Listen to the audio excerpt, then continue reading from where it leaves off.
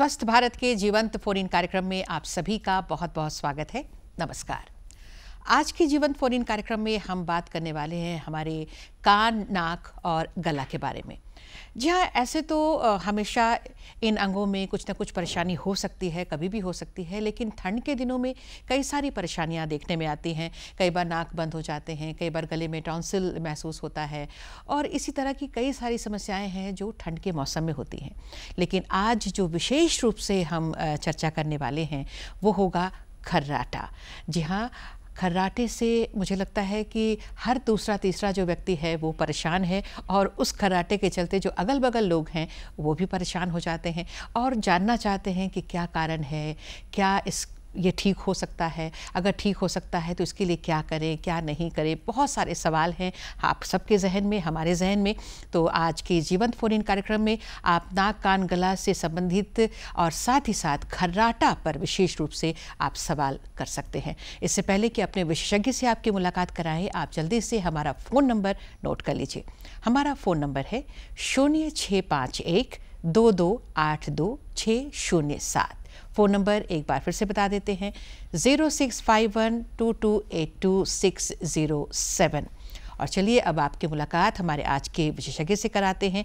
आज हमारे साथ आपके सवालों के जवाब देने के लिए विशेषज्ञ के रूप में उपस्थित हैं डॉक्टर अभिषेक रामाधीन सिंह, जो कि नाक, कान, गला रोग विशेषज्ञ हैं, सर्जन हैं। डॉक्टर साहब, आपका बहुत बहुत स्वागत है हमारे कार्यक्रम में। नमस्कार। बहुत बहुत धन्यवाद राजश्री जी मुझे बुलाने के लिए। जी सर, आज का जो विषय हमने चुना है, वैसे तो नाक, कान, गला से संबंधित बहुत सारी परेशानियां होती हैं और हमने तो अपने दर्शकों को फ़ोन नंबर दे ही दिया है। मुझे उम्मीद है कि जल्द से जल्द उनके फ़ोन कॉल आने लगेंगे और सबसे जो एक महत्वपूर्ण विषय जो आज हमने विशेष रूप से खर्राटा चुना है, इस पर ज़रूर सवाल आएंगे। तो जब तक हमारे दर्शक हमसे जुड़ते हैं सर, आपसे हम ये जानना चाहेंगे, सबसे पहले इस विषय वस्तु पर हम पूरी तरह से आएँ उससे पहले आप ये बताएं सर कि कितने लोग हर दिन आपके पास खर्राटे की शिकायत लेकर आते हैं? मैं कहूँगा कम से कम 15-20% जो मेरी जितने पेशेंट्स मैं देखता हूँ दे हैव खर्राटा एज एसोसिएटेड फाइंडिंग।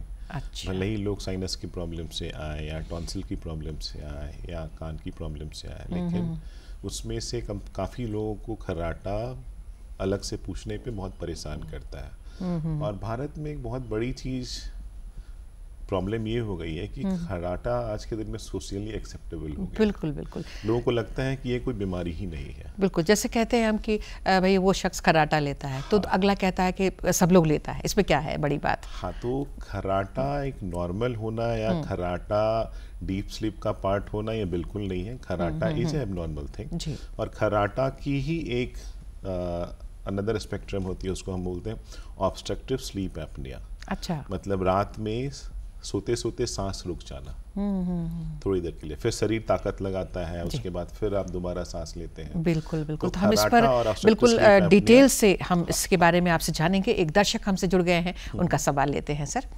हेलो। हाँ हेलो जी नमस्कार, कौन बोल रही हैं? नमस्कार, मेरा नाम जानवी है, रांची से ही बोल रहे हैं। अच्छा, जानवी जी रांची से बोल रही हैं। हाँ, सवाल करिए। हाँ, मेरा क्वेश्चन है ना कि मेरा बेटा है 6 साल का, उसका मतलब जैसे सोता है ना तो उसका नाक बहुत बजता है। हाँ। मतलब खर्राटे ले लेके सोता है, जैसे हम उसको हिलाते हैं तो थोड़ी देर के लिए शांत होता है, फिर लेना शुरू करता है। जी जी जी। तो ये कोई खराबी तो नहीं है ना? नहीं, ये खराबी है जानवी जी। आपको अपने आसपास के ईएनटी सर्जन या ईएनटी फिजिशियन से मिलना चाहिए। और बच्चों में यूजुअली नाक के पीछे में एडिनॉइड्स होती है जो बहुत बड़ी होती है। और मेरे पास बहुत सारे पेशेंट्स आते हैं, बहुत सारे बच्चे आते हैं सेम प्रॉब्लम से। अगर वो एडिनॉइड छोटी है तो दवा से ट्राई करनी चाहिए, पहले हमेशा कंजर्वेटिव मैनेजमेंट देते हैं। लेकिन अगर खर्राटा ज़्यादा है रात में, जैसा अभी हम लोगों ने बात किया कि खर्राटा और ऑब्स्ट्रक्टिव स्लीप एपनिया, तो अगर उसके कारण सांस रुक जा रहा है तो फिर उसको तुरंत ऑपरेट करके हटाना चाहिए। इससे उसकी सर्वांगीण विकास में बहुत मदद मिलेगी। और वो एडिनॉइड अगर बड़ा रहता है तो खर्राटे के साथ साथ कान में भी बीच बीच में सिम्टम्स आते हैं, कान दुखना, कान आवाज़ कम आना। और आप तो जानते ही हैं ईएनटी पूरा का पूरा अपने आप में एक ही जैसा है। बिल्कुल। तो उसके कारण और दूसरी प्रॉब्लम्स भी आते रहती है। तो डेफिनेटली वो जो खर्राटा जो बच्चे को आ रहा है, आपके 6 साल के बच्चे को, वो एक प्रॉब्लम है और उसकी सॉल्यूशंस के लिए आपको अपने नज़दीक के ENT सर्जन से या ENT फिजिशियन से मिलना चाहिए। बिल्कुल, और ये पूरी तरह से अगर समय पे दिखा लेते हैं तो ये ठीक होने वाली समस्या है, इसलिए बिल्कुल बिल्कुल। जानवी जी, आपने फ़ोन किया, इसके लिए धन्यवाद देते हैं और उम्मीद करते हैं कि जल्द से जल्द आप अपने बच्चे को दिखा लेंगे किसी सर्जन से, क्योंकि ये पूरी तरह से ठीक होने वाली समस्या है। सर, खर्राटों के बारे में हमने बात शुरू कर ही दी है। तो ये जो खर्राटा है, तो जैसा आपने कहा कि इसके साथ साथ एक और एस्पेक्ट जो है वो जुड़ा हुआ है कि सोते समय सांस में दिक्कत आती है। तो एक्चुअली खर्राटा क्या है, खर्राटे में क्या होता है, क्यों आती है ये? एक नॉर्मल आदमी की एयरवे इतनी बड़ी होनी चाहिए कि हम नाक से सांस जाए और वो लंग तक पहुंचे। अच्छा। लेकिन रास्ते में अगर कहीं भी नैरोइंग होती है तो जब सांस लेते हैं तो वहाँ फ्लटर होता है, वहाँ पे वाइब्रेशन होता है। वही वाइब्रेशन फ्लटर हम लोग खर्राटे के रूप में सुनते हैं। तो खर्राटा हमेशा नाक से लेके गले के तक ही आ सकता है, उसके नीचे या कहीं और नहीं होता। तो उसकी ओरिजिन नाक से जब लंग तक के बीच में रास्ते में जहां भी नैरोइंग होगी, जो कॉमन नैरोइंग रीजन्स हैं वो जीभ के पीछे वाला पार्ट हो गया, पैलेट पार्ट हो गया, नाक की हड्डी अगर टेढ़ी है या नाक में टर्बुलेंट्स ज़्यादा स्वलन है, नाक में जगह कम अगर हो रही है, गले में जगह अगर कम हो रही है, तो जहां भी जगह कम होगी, जहां नैरोइंग ज़्यादा होगा, वहां से खर्राटे की आवाज़। मतलब ये नेचुरली जो इंटरनल जो बनावट जो हमारे शरीर का है उस पर डिपेंड करता है? उस पर नहीं, प्राइमरीली किसी जो आप बता रहे हैं को भी खर्राटा नहीं आना चाहिए। अच्छा। लेकिन जैसे जैसे ग्रोथ हुआ या कुछ एब्नॉर्मलिटीज आई तो कहीं जहां भी वो जो नली सांस की है जहां दबेगी वहां से खर्राटा आएगा। और तो ये नली के दबने की जो नैरोइंग की जो बात सर आप कर रहे हैं, इसके पीछे क्या क्या कारण हो सकते हैं? क्या मतलब जैसे मोटे लोग, क्योंकि पतले लोगों को भी हमने देखा है खर्राटे लेते हुए। हाँ, क्योंकि उनमें अगर कोई बच्चा या एडल्ट अगर पतला है और उसके नाक में अगर हड्डी टेढ़ी है या गले में टॉन्सिल बढ़ा हुआ है, क्योंकि मोटे या पतले से खर्राटे का डायरेक्ट कनेक्शन नहीं है। डायरेक्ट रिलेशन है कि आपकी एयरवे नैरो है या फिर ओपन है, वाइड ओपन है। अगर आपकी एयरवे में ज्यादा नैरोइंग नहीं है तो आपको खर्राटा नहीं आएगा।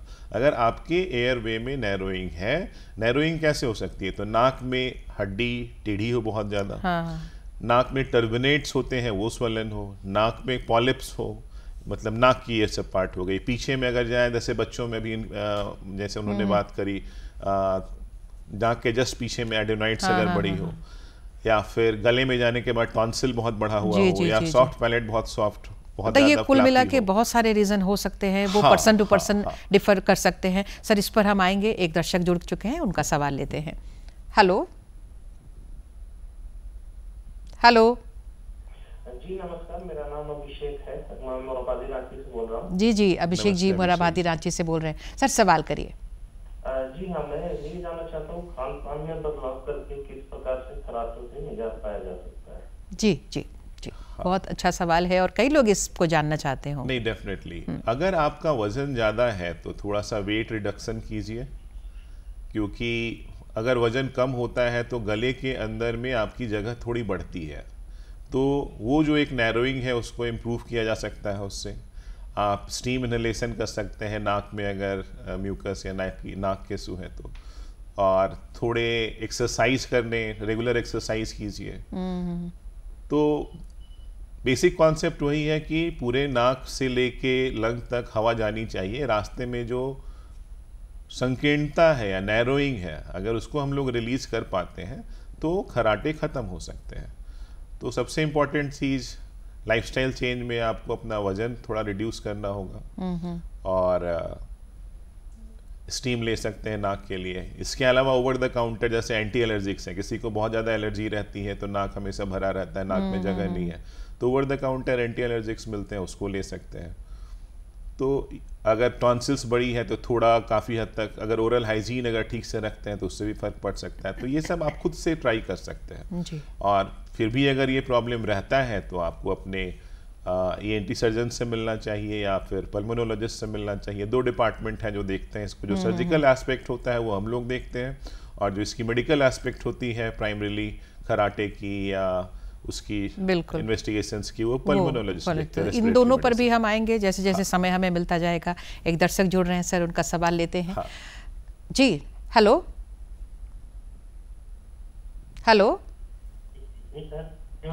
हाँ जी नमस्ते,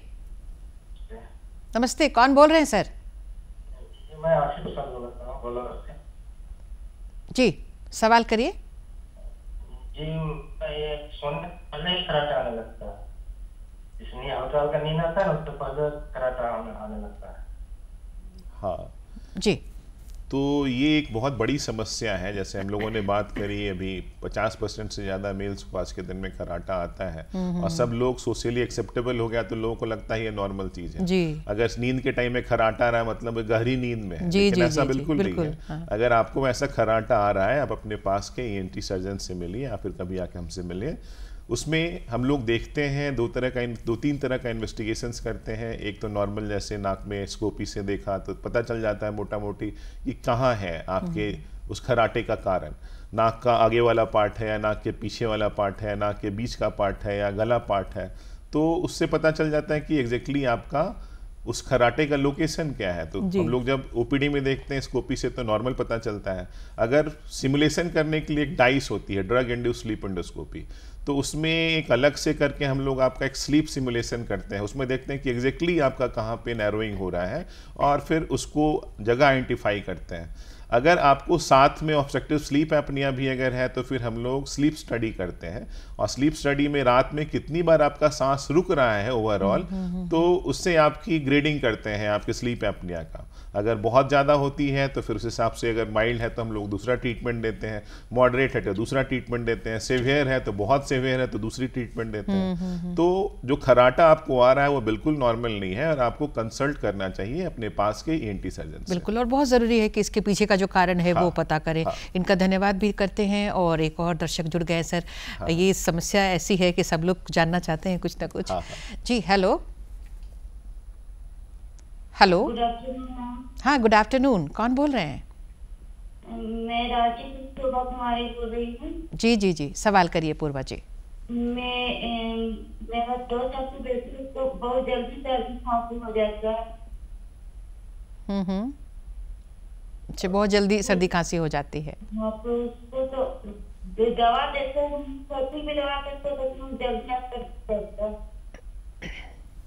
हाँ तो आप देखिए बच्चों में सर्दी खांसी थोड़ा एडल्ट्स के कंपेयर में ज़्यादा जल्दी हो जाता है। उसका कारण होता है नाक के पीछे की एडेनॉइड हाइपरट्रोफी। और अगर वो बहुत ज़्यादा अगर बड़ी आपके बच्चे की एडेनॉइड्स है तो नाक हमारी साइनसेज और नाक हमेशा सिक्रीशंस करते हैं म्यूकस का, जो कि ऑटोमेटिकली पेट में जाना चाहिए। लेकिन अगर एडेनॉइड्स बड़ा है तो वो पीछे नहीं जाके नाक के सामने से हमेशा पानी आता रहता है और लगता है ऐसे कि हमेशा नाक इसका गीला क्यों, हमेशा नाक से सिक्रीशंस क्यों हो रहे हैं। तो बच्चों को थोड़ा सा बचा के रखिए ठंड से, थोड़ा सा कोशिश कीजिए। प्ले स्कूल्स वगैरह में भी जाते हैं तो बच्चों में बहुत तेज़ी से एक दूसरे से इन्फेक्शंस होता है, वायरल्स होता है और बच्चों की इम्यूनिटी उतनी स्ट्रांग नहीं होती है, वो रेगुलर गेटअप होते रहते हैं। तो हमारे कंपेयर में बच्चों में वायरल इन्फेक्शंस भी ज़्यादा होते हैं। तो अगर प्रॉब्लम्स ज़्यादा हो रही है तो डेफिनेटली आपको अपने आसपास के ENT सर्जन्स जो है उनसे जाके मिलिए और आपको काफ़ी सहायता मिलेगी। वो आपके नाक का एंडोस्कोपी करेंगे, आपके नाक के पीछे का जो एडेनॉइड्स है उसके लिए एक्सरे करेंगे, एंडोस्कोपी से देखेंगे। गले में अगर टॉन्सिल्स है तो उसको देखेंगे और उसको कंजर्वेटिवली ठीक किया जा सकता है या फिर उसका सिचुएशन क्या है, बहुत ज़्यादा है तो उस हिसाब से तो आपको पास के ENT सर्जन से मिलना चाहिए। और बहुत टाइम में तो अगर थोड़ा बहुत सर्दी है तो ओवर द काउंटर बच्चों की एंटी एलर्जिक मेडिकेशंस आती है तो आप उसको भी दे सकती हैं। अगर उससे ठीक नहीं हो रहा है तो डेफिनेटली आपको अपने पास के ENT सर्जन से मिलना चाहिए। बिल्कुल बिल्कुल, और हमें उम्मीद है कि ऐसा करेंगी। एक और दर्शक जुड़ गए हैं सर, उनका सवाल लेना पड़ेगा हमें अब। हेलो जी सर नमस्ते। जी नमस्ते, कौन बोल रहे हैं? सर नरेंद्र बोल रहा हूँ यूपी से बोल रहे हैं। अच्छा। सर सवाल करिए। यूपी कहाँ से? उत्तर प्रदेश में कहाँ से? अलीगढ़ से। जी जी जी जी सवाल करिए सर। सर रात को सोते समय बहुत तेज खर्राटे आते हैं और बीच बीच में सांस रुक जाती है। हाँ तो आपको जो सांस रुक जाती है एक बहुत बड़ी समस्या है, इसको ऑब्स्ट्रक्टिव स्लीप एपनिया कहते हैं। और आज के दिन में लोगों को जैसे नहीं पता है और स्नोरिंग को सोशली एक्सेप्टेबल लिया गया है, लेकिन हाइपरटेंशन का, डायबिटीज़ का, रेस्टलेसनेस का, अपनी मेमोरी भूल जाने का, वह कहीं चल रहे हैं तो पता चला कि झपकी आ जाने का, इवन बहुत सारी जो ड्राइविंग एक्सीडेंट्स होने का, तो इसका कारण वो ऑब्स्ट्रक्टिव स्लीप एपनिया होता है। तो आपको अपने पास के ENT सर्जन या फिर चेस्ट फिजिशियन से मिलना चाहिए। अपनी एक स्लीप स्टडी होती है जो कि आपके घर पे भी की जा सकती है या फिर हॉस्पिटल्स में की जा सकती। तो वो 8 घंटे के आपके स्लीप का देखते हैं, उसमें पॉलीसोम्नोग्राफी होती है, दूसरे तरह की भी स्लीप स्टडी होती है। तो आपकी ग्रेडिंग करेंगे कि आपको कितना mild, moderate, severe, very severe कैसा है आपको, और फिर आपकी ट्रीटमेंट पॉइंट ऑफ व्यू से सर्जरी से आपको फ़ायदा होगा या फिर आपको सीपैप मशीन लगाना होगा। तो आपको डेफिनेटली जल्दी से जल्दी मिलना चाहिए अपने पास के ईएनटी सर्जन जो कि स्नोरिंग या स्लीप एपनिया को देखते हैं, या फिर अपने पल्मोनोलॉजिस्ट जो स्नोरिंग एंड स्लीप एपनिया को देखते हैं। बट डेफिनेटली आपको मिलना चाहिए। जो ये हो रहा है बिल्कुल नॉर्मल नहीं है और आप पूरी तरह से क्योर हो सकते हैं। बिल्कुल। और पर ये जो परेशानी है बड़ी परेशानी है और ये दूर हो सकती है, लेकिन एक जल्द से जल्द दिखाना बहुत ज़रूरी है। धन्यवाद करते हुए इनका एक और फ़ोन लेते हैं सर। हेलो हेलो जी नमस्ते, कौन बोल रहे हैं सर? सुरेंद्र कुमार बोल रहे हैं। सुरेंद्र कुमार जी कहाँ से बोल रहे हैं? मैं मध्य प्रदेश जिला नीमच है, रतलाम के पास में, वहीं से बोल रहे हैं। चलिए, नीमच मध्य प्रदेश से आप बोल रहे हैं? मध्य प्रदेश से बोल रहे हैं। हाँ हाँ हाँ, जी जी जी, सवाल करिए सर। जिला नीमच है। हाँ हाँ जी। तो हमारी मैडम जो है ना रात में सोती है ना, हाँ हाँ, तो वो बहुत खराटे लेती है। थोड़ा मैडम से बात करते। जी जी जी जी जी, बिल्कुल। मतलब ऐसा नहीं है कि पुरुषों में होते तो महिलाएं नहीं लेती हैं खराटे? नहीं, बिल्कुल महिलाओं में भी बहुत खराटे होते हैं और बहुत सारे दुबले लोगों को कहना है कि मोटे हैं तभी खराटे आएंगे, लेकिन दुबले पतले लोगों में भी होती है। तो जैसा हम लोगों ने भी थोड़ी देर पहले बात की थी कि अगर जो हम लोग सांस लेते हैं वो नाक से सांस लेते हैं और फाइनली हमारे फेफड़े तक पहुंचता है। रास्ते में जहां कहीं भी नैरोइंग होगी, नैरोइंग मतलब संकीर्ण होगा हमारा एयरवे मतलब हवा जाने की जो रास्ते हैं, तो खराटे आएगी। तो जो आपकी पत्नी को उतने खराटे आते हैं उसका पूरी तरह से सॉल्यूशन है, उसको पूरी तरह से ठीक किया जा सकता है। अब उसमें आप अगर अपने ईएनटी सर्जन के पास जाएंगे तो वो पता करेंगे कि कहाँ पे नैरोइंग हो रही है, नाक का हड्डी टेढ़ा है क्या, या फिर टर्बिनेट्स बढ़े हुए हैं क्या, या फिर नीचे में आपकी पैलेट्स के पास प्रॉब्लम है कि टॉन्सिल्स हैं, या ऐसा तो नहीं कि एडल्ट एडिनॉइड्स हैं, या टंग बेस तो बहुत ज़्यादा पीछे की तरफ टच नहीं कर रहा है।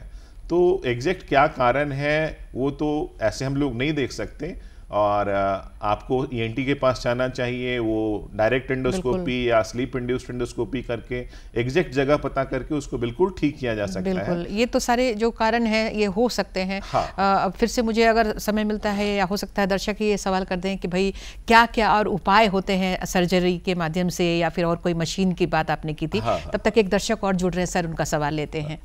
हेलो हेलो जी नमस्ते, कौन बोल रहे हैं? नमस्ते सर जी, अमित बोल रहा हूँ सर, यूपी बुलंदशहर। अच्छा, यूपी से बुलंदशहर से। जी जी जी, अमित जी नमस्कार सर। सर दिन में हमें बड़ी सुस्ती आती है, नींद सी आती रहती है, बैठे बैठे नींद आ जाती है। हाँ। और सोते टाइम बहुत खराटे आते हैं। अमित जी, जो आपकी बातों से ही समझ में आ रहा है कि आपको ऑब्स्ट्रक्टिव स्लीप एपनिया है। ये टिपिकल होता है। बहुत सारे पेशेंट तो हमारे पास में खराटे ऑब्स्ट्रक्टिव स्लीप एपनिया के जो आते हैं, जब मैं कैमरे में देख रहा होता हूँ तो बाहर में जो 15-20 मिनट का जो वेटिंग पीरियड होता है उसी में उनको नींद आने लग जाता है।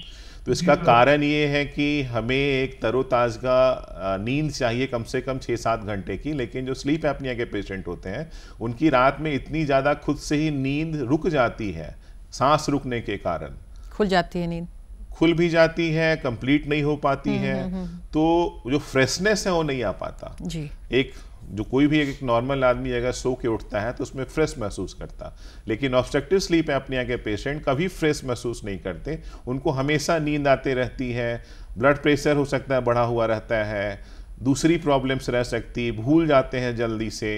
क्या उपाय क्या है कुछ इनके लिए, या इस तरह के जो भी पेशेंट हैं? अगर स्लीप एपनिया के पेशेंट्स हैं तो हम वही इन्वेस्टिगेशंस में हम लोग स्लीप स्टडी करते हैं, आपकी ग्रेडिंग पता करते हैं कि कितना बार आपका सांस रुका। अगर माइल्ड मॉडरेट माइल्ड है तो फिर उसका आपका एक्सरसाइज या बाकी जो थोड़े दवा दे के कोशिश करते हैं कि आपकी एयरवे ज़्यादा अच्छी खुले। अगर ज़्यादा बड़ी प्रॉब्लम है तो फिर आपके पास ऑप्शंस होता है, आप सर्जिकल ऑप्शंस जाना चाहते हैं या मेडिकल ऑप्शंस जाना चाहते हैं।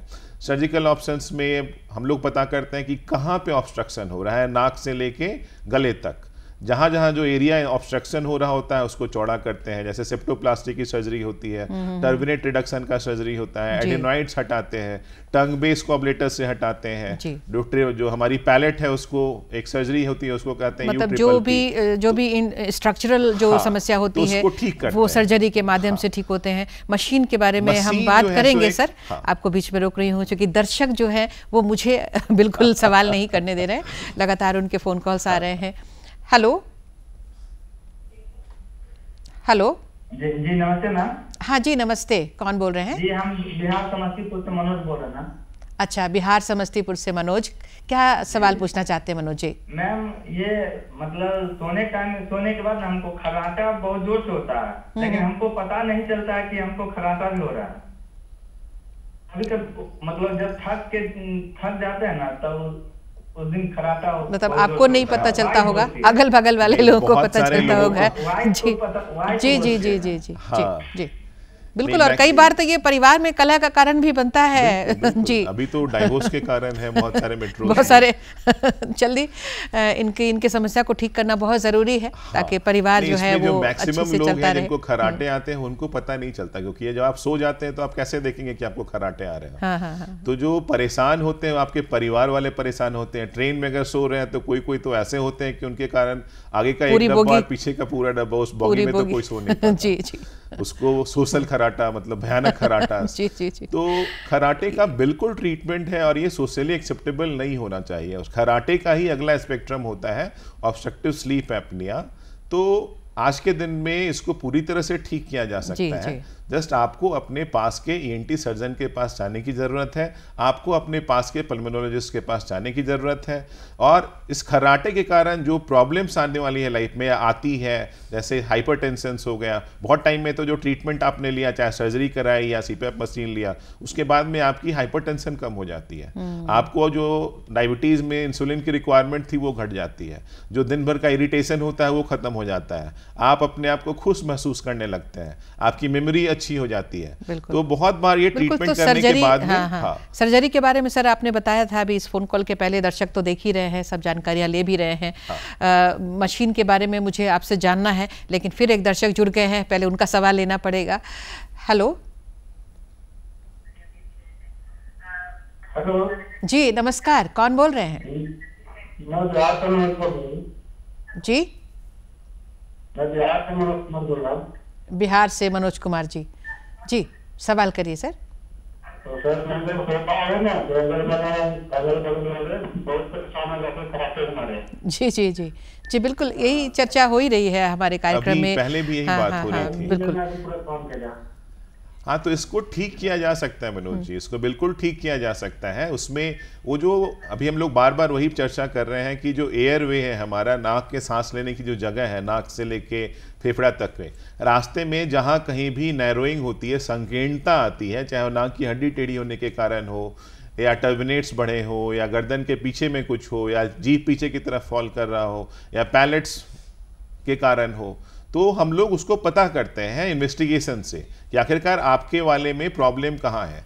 हर एक खर्राटा एक जैसा बिल्कुल नहीं होता, हो सकता है कि कोई अगर राम जी हैं तो उनको दूसरे कारण से खर्राटा हो, श्याम जी को दूसरे कारण से खर्राटा हो, भरत जी को दूसरे कारण से खर्राटा बिल्कुल। तो सर एक तो जैसे आपने बताया कि एक सर्जरी है, इंटरनली कोई भी स्ट्रक्चर में प्रॉब्लम है तो सर्जरी माध्यम है, फिर एक मशीन है वो लगाकर उसको ठीक किया जा सकता है।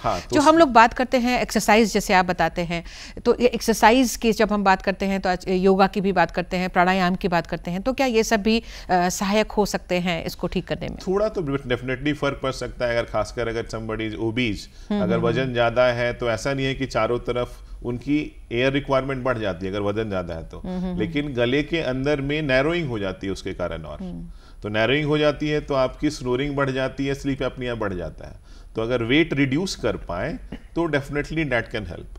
दूसरी चीज क्या है कि अगर किसी को स्लीप एपनिया अगर हो गया तो वो ऑटोमेटिकली उसका वजन और बढ़ना शुरू हो जाता है। अच्छा। कारण उसका है, जैसे ब्रेन में अगर थोड़ा सा डिटेल्स में अगर हम जाते हैं, ब्रेन में लोकस सेरुलस कैटेकोलामिन्स का सिक्रीशन करती है।